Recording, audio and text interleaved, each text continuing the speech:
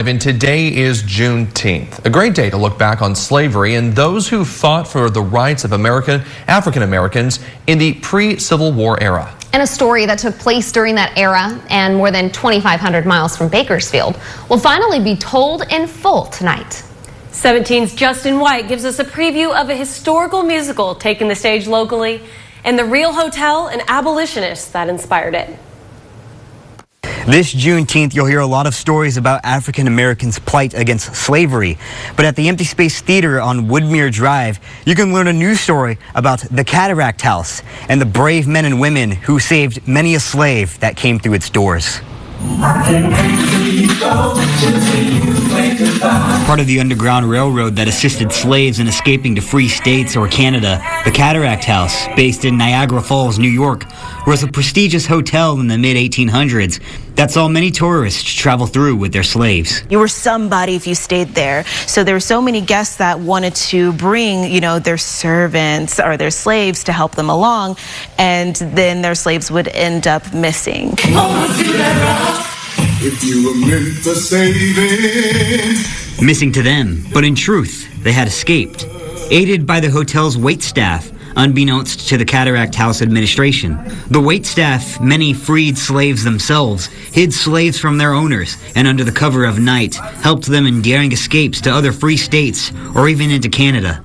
CSUB professor and Cataract House scriptwriter Camilla Beck, who grew up just outside Niagara Falls, learned about it from a museum exhibit about the Underground Railroad. And I was struck by the fact that I grew up in that area, and I was never, ever told about this very important part of American history. This is a story about self-agency. And so often, as white Americans, we are taught a version of the history of slavery in America that highlights maybe 3 black names and then a bunch of white abolitionists. And that's just not the reality of it. African American people were actively creating their own freedom. One of the most prominent heroes of the Cataract House's staff was head waiter John Morrison, known for personally canoeing slaves across the Niagara River to salvation. Portrayed by Tyler Vernon, Morrison was a man that Vernon became inspired by throughout his portrayal. There's a monologue that John has, and he gets quite upset about the conditions that are happening within the Cataract House. He has a very hard trial and tribulation with dealing with that, and also internalizes it as well.